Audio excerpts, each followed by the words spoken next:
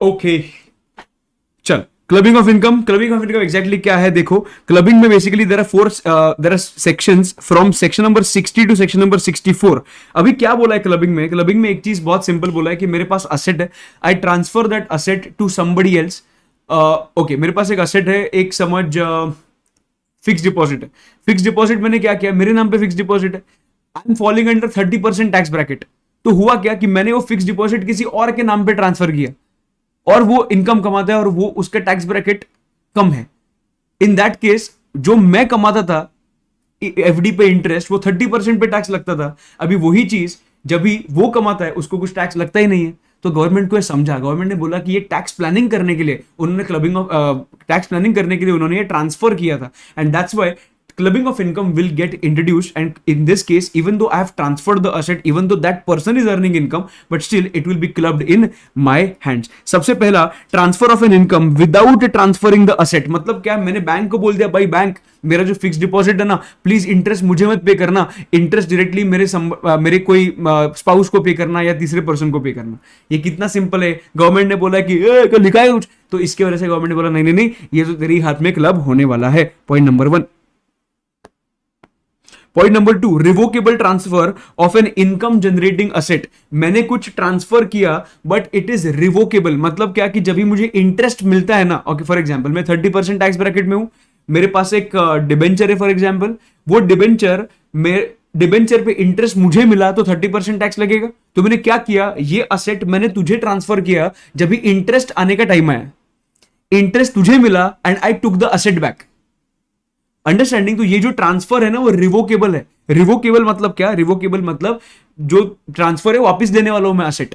In this case revocable transfer के case में हमेशा क्लबिंग हो जाता है। ये क्लबिंग होगा only if the transfer of the asset is revocable. Remuneration to spouse, यही तो मेन अपना सेक्शन है। रेम्यूनरेशन टू स्पाउस में देखो क्या होता है,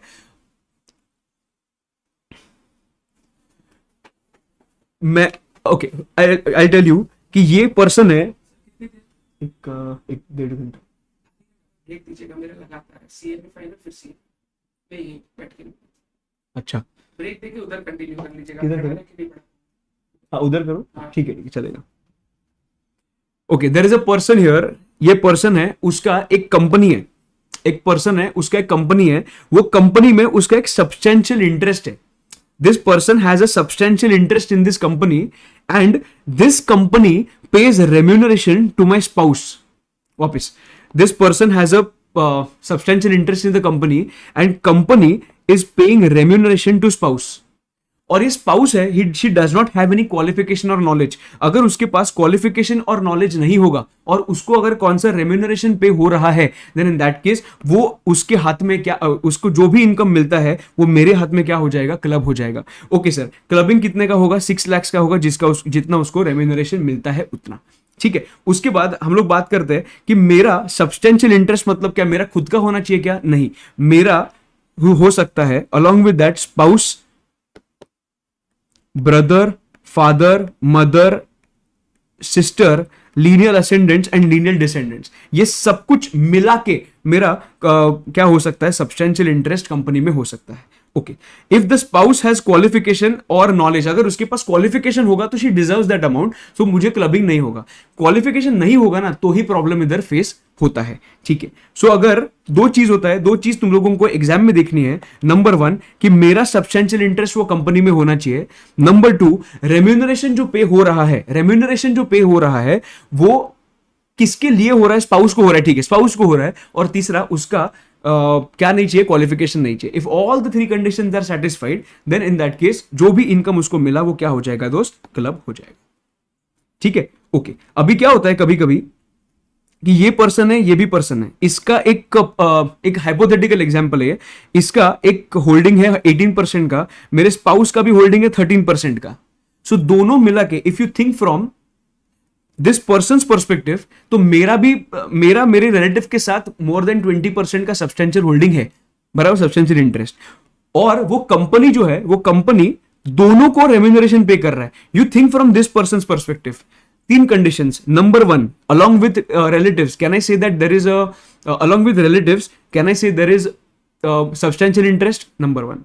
Number 2, can I say remuneration is getting paid to my wife? Yes. And number 3, she does not have a qualification. तो उसको जो भी रेम्यूनरेशन पे होगा वो मेरे हाथ में क्लब होना चाहिए, बराबर. Point number 1. Now you think from that spouse perspective. Spouse का एक स्पाउस का in the company substantial interest है अलॉन्ग विद द रिलेटिव. ठीक है.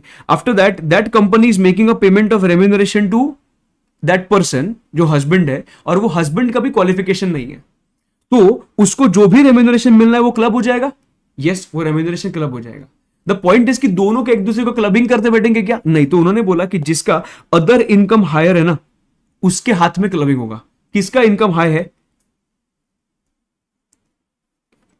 लेडी का इनकम हाई. तो इसके वजह से लेडी के हाथ में कौन से इनकम टैक्स होंगे? सबसे पहले लेडी का रेम्यूनरेशन, उसके बाद अदर इनकम खुद का है ही, और उसके बाद जो पर्सन का रेम्यूनरेशन है इसका, that is 10 lakhs. Remuneration of husband 10 lakhs. वो सब कुछ क्या हो जाएगा? क्लब हो जाएगा. करेक्ट, एकदम पक्का. ओके, आगे बढ़ते हैं नेक्स्ट पार्ट से.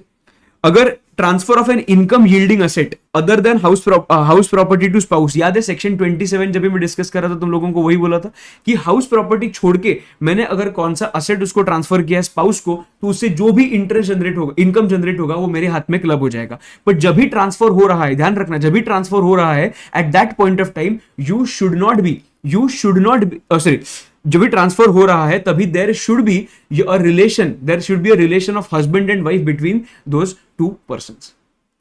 ट्रांसफर के डेट पे वो रिलेशन होना मैंडेटरी है. अग्रीमेंट टू लिव अपार्ट के लिए अगर दिया होगा, अग्रीमेंट टू लिव अपार्ट के लिए दिया होगा तो इसमें क्लबिंग नहीं होगा. अग्रीमेंट टू लिव अपार्ट नहीं है, इन दैट केस क्लबिंग डेफिनेटली होने वाला है. ये पूरे पॉइंट में इतना ही बोला है, कुछ नहीं है दूसरा. उसके बाद देयर इज वन पर्सन ये पहले के बैच का है. सो एक there is one person called RTB and there is one person called Sneha. ठीक है. तो हुआ क्या कि आरटीबी के पास 1000 डिबेंचर्स है, 12% डिबेंचर्स. आरटीबी ने वही डिबेंचर्स गिफ्ट किए स्नेहा को. नाउ स्नेहा के हाथ में इंटरेस्ट मिल जाएगा. वो जो स्नेहा के हाथ में इंटरेस्ट मिलेगा वो क्या हो जाएगा? आरटीबी के हाथ में क्लब हो जाएगा, और आरटीबी के हाथ में वो टैक्स लग जाएगा. एकदम परफेक्ट है, बिकॉज वो प्राइमरी मतलब जो नॉर्मल जो डिबेंचर दिया था उससे जो भी इनकम आएगा वो क्या हो जाएगा? क्लब हो जाएगा. बराबर. अभी स्नेहा का बात करते हैं. स्नेहा ने क्या किया? वो जो एफडी का इंटरेस्ट आया था ना, एफडी का इंटरेस्ट उसने और एक एफडी में इन्वेस्ट किया. मतलब जो भी इंटरेस्ट आया था उसने और एक एफडी में इन्वेस्ट किया, और वो जो दूसरा एफडी था उसमें से 1000 रुपीज जनरेट हुआ. इन दिस केस ये जो 1000 रुपीज होगा ना, this 1000 rupees will be taxable in the hands of Sneha only. इधर क्लबिंग ऑफ इनकम नहीं होगा. इसको बोलते हैं accretion of income, and accretion of income कभी भी क्लब नहीं होता है. सेकेंडरी इनकम जो होता है वो कभी क्लब नहीं होगा. प्राइमरी इनकम हमेशा क्लब होने वाला है. ओके.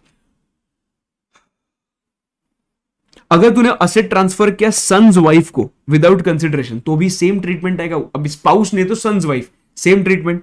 उसके बाद उन्होंने बोला है कि अगर मैंने किसी और को असेट ट्रांसफर किया, मतलब क्या, मैंने इनकम यील्डिंग असेट किसी रिलेटिव को नहीं किसी और को ट्रांसफर किया for the benefit of spouse. मैंने क्या बोला कि भाई असेट तू ले, जो भी तुझे इनकम आएगा प्लीज मेरे स्पाउस को ट्रांसफर कर देना. तो गवर्नमेंट बोल रहा है ऐसे थोड़ी चलता है. तू अभी स्पाउस को ट्रांसफर किया तो भी क्लब हो जाएगा, किसी और को ट्रांसफर किया for the benefit of spouse तो भी क्लब हो जाएगा. ठीक है.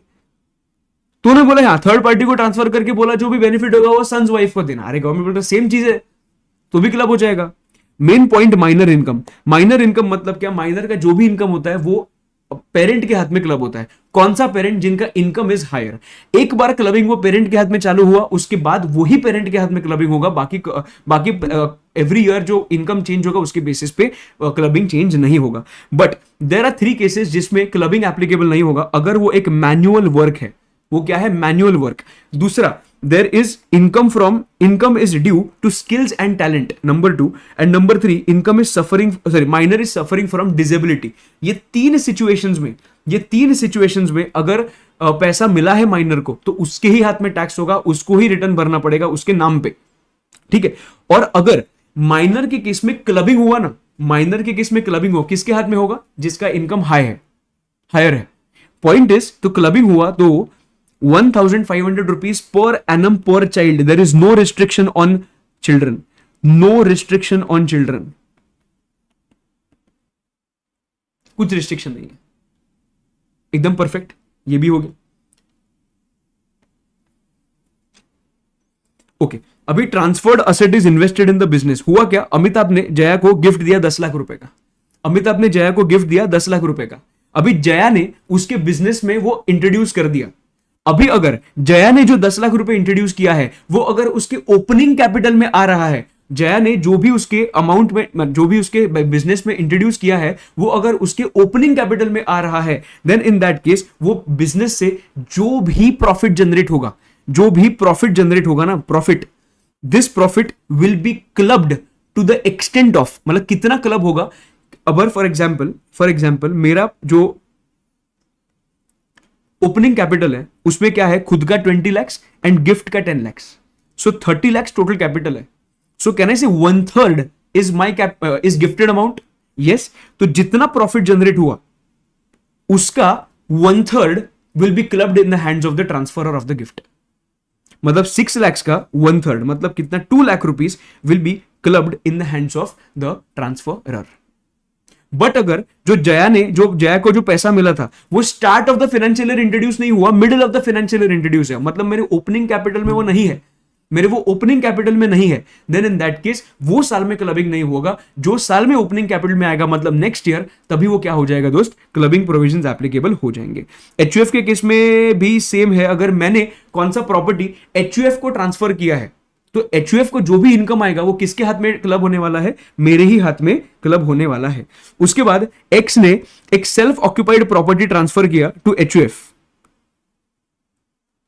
जिसमें मैं था, मेरी वाइफ थी, एक सन था और एक माइनर सन था। अभी क्या हुआ, इनकम ऑफ 1 लाख रुपीज जो जनरेट होगा ना एचयूएफ को, वो क्या हो जाएगा, मेरे हाथ में क्लब हो जाएगा। अभी पार्टीशन का एक पॉइंट है, अगर एचयूएफ का पार्टीशन हुआ और असेट्स ट्रांसफर हुए, एचयूएफ का पार्टीशन हुआ और असेट्स ट्रांसफर हुए या इनकम ट्रांसफर हुआ या assets, you can say that, जो असेट एचयूएफ ने मेरे स्पाउस को दिया है ना पार्टीशन के टाइम पे, वो स्पाउस का असेट जो होगा, जो भी इनकम होगा, वो किसके हाथ में क्लब हो जाएगा, मेरे हाथ में क्लब हो जाएगा। देखो, if the property is partition amongst the family members, income derived from converted property by Mrs x, मेरे स्पाउस को जो जाएगा वो इंक्लूड हो जाएगा मेरे इनकम में, वो क्या हो जाएगा, इंक्लूड हो जाएगा मेरे इनकम में। और next point is cross transfer. Cross transfer एकदम सिंपल है, एक दीपिका है, एक आलिया है। देखो, रणवीर एंड रणवीर, उसके स्पाउसेस, ठीक है। रणवीर ने गिफ्ट दिया आलिया को एंड रणबीर ने गिफ्ट दिया दीपिका को। कितना दिया, 30 lakhs एंड 20 lakhs। इससे जो भी इंटरेस्ट जनरेट होगा, जो भी इनकम जनरेट होगा, दीपिका को जनरेट हुआ इनकम 3 lakhs, आलिया को जनरेट हुआ इनकम 2 lakhs। जितना कॉमन इनकम जनरेट हुआ है ना, जितना वो अमाउंट से कॉमन इनकम जनरेट हुआ है ना, which means 2 lakhs and 2 lakhs, ये दो, इधर 3 है और इधर 2 है, कॉमन कितना है, 2 lakhs। सो ये जो 2 लाख है वो रणवीर के हाथ में क्लब हो जाएगा और ये जो 2 लाख है वो रणबीर के हाथ में क्लब हो जाएगा। इसको क्या बोलते हैं, इसको बोलते हैं क्रॉस ट्रांसफर। इसका तुम लोगों को प्रैक्टिस क्या करना पड़ेगा मालूम है, राइटिंग प्रैक्टिस करना पड़ेगा लैंग्वेज का। इसको बोलते हैं cross transfer. Are you understanding cross transfer क्या होता है? पक्का एकदम। ये तेरा क्लबिंग ऑफ इनकम का दोस्त खत्म हो जाता है।